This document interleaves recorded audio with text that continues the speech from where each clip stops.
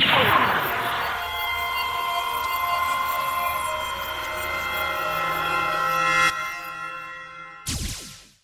guys, Gyan97 again. This time with a video on the 1/44 scale high-grade Noodle Century Gyan Cannon Black Knight Custom.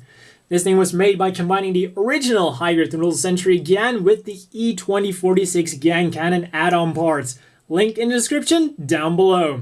Also, for anyone watching this in the future, this thing is the original Gyan and not the revived Gyan.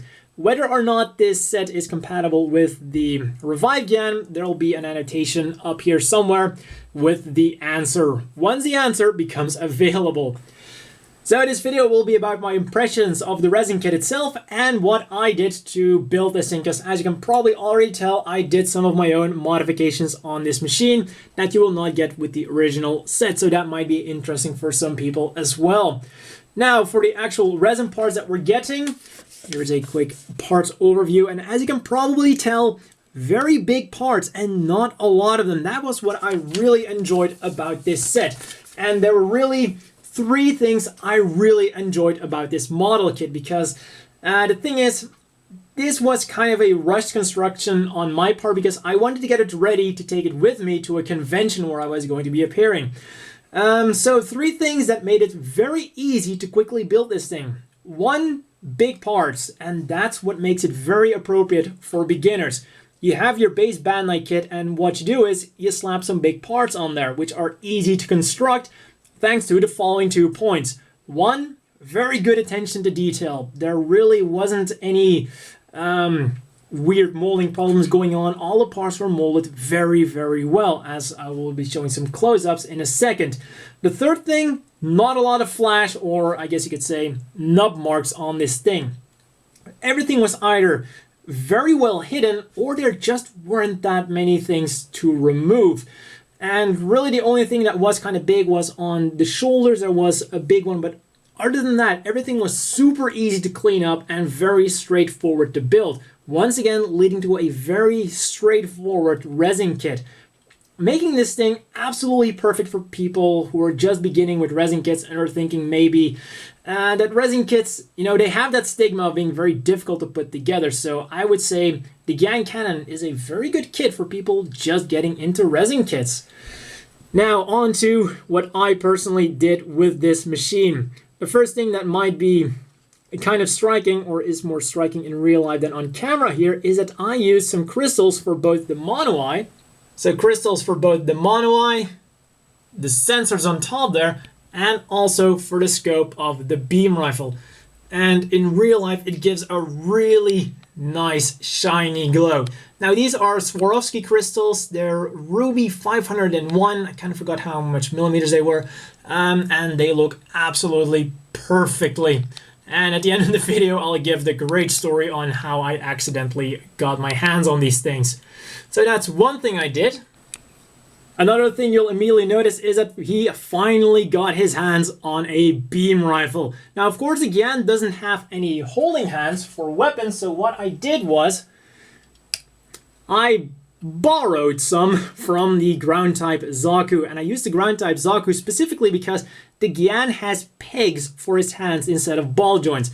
The same kinds of pegs as the Zaku ground type. And the cool thing about the Zaku ground type is he actually has 2 of those holding hands. 2 right holding hands, so you can borrow those hands, well, you can borrow one of those hands without any problems.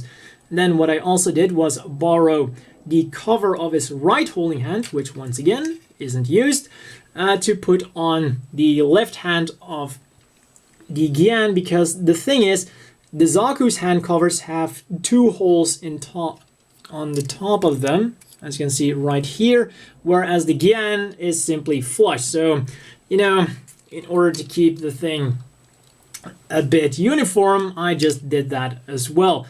Then all I had left to do was to kind of bend the peg so that it would, well, so that the arm didn't get in the way, well, so that the stock of the beam rifle didn't get in the way of the arm, I should say.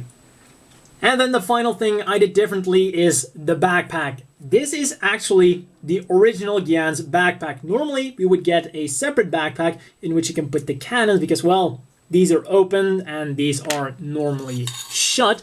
But what I did here was I sawed them open, and then by using the Balden arm set, which was recommended to me a long time ago by Kittikun Hyangrat. As always, I'm hoping I'm pronouncing that at least somewhat decently.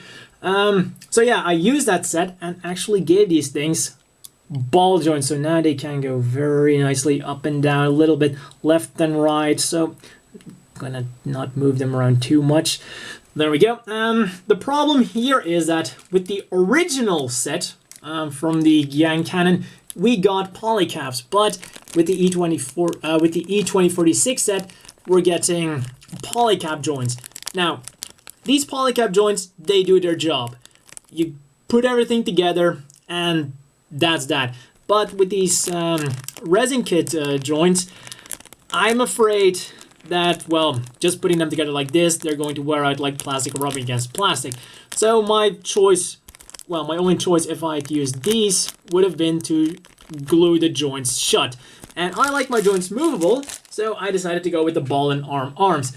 Also, in order to get them in there, I would have to hollow that part out. So it was much easier to just take the original backpack, saw the thing out, and then put those in there for a very good movable effect. And then of course crystals to finish the job.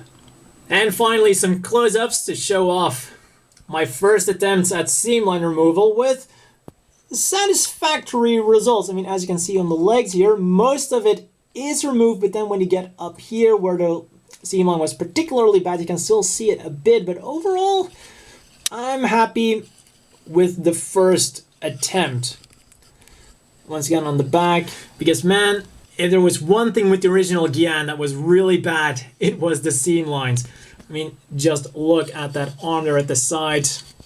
A very nice seam line running straight through the middle, which was something to be expected from high grades back in the day. Oh, and before I forget, of course, the colors I used for this thing, I used Tamiya spray paints. I used Imperial Japanese Navy Gray, well, for the cannons, the gun, and the beam rifle. His crotch piece here, the cannons, the backpack, and of course also the hands. And then I used matte black for pretty much everything else, because, well, I wanted to go with the Black Knight motif. I was thinking about which colors to give him, like maybe a bit more green for an artillery mobile suit, kind of fit in with the Zaku's, give him like that coloration, like a darker green for the chest, lighter green for all the rest. But then I thought, you know what, the Gyan, it's a knight.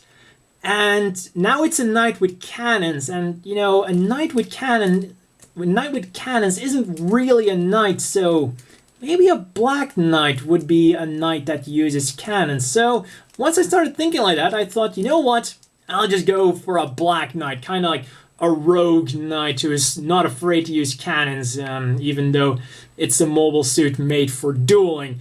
So with that in mind, I decided, you know what, let's just paint the damn thing black. And that, of course, also led to a really cool result with the crystals for his mono eye and in the cannons. Talking about the crystals, how I got my hands on these, because I didn't just wake up one day and decided, hey, what I need are Swarovski crystals for my Gundam model kits.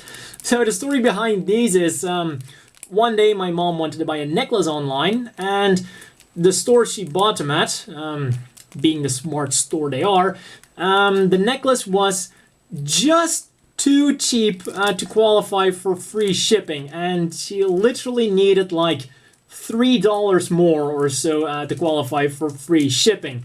Of course, they didn't have anything cheap. So what I did was simply list everything they had from cheap to expensive, and the first thing that popped up was this. And I thought, you know what, they're kind of red, they're kind of the shape of a Zaku's mono eye, so I'll just buy these and see if I can maybe do something with them. Because the thing is, if I bought these, we would actually save more on shipping than these were. So I saved money by buying these, and they just came in very handy. And that's about all for this video on the 1/44 scale high-grade Renewal Century Gyan Cannon Black Knight Custom. As I said in the beginning, if you want one yourself, there's a link in the description down below. It's a very easy set for beginners, but it's still interesting enough for the more advanced builders if they want to try out some cool stuff. On top of that, it's a cheap model, and, well, the original Gyan is pretty damn cheap as well. And with a size comparison with the standard size Gym Custom and the always bulky Zaku 3, that's all for this video, and see you guys next time. I have a Nero to work on.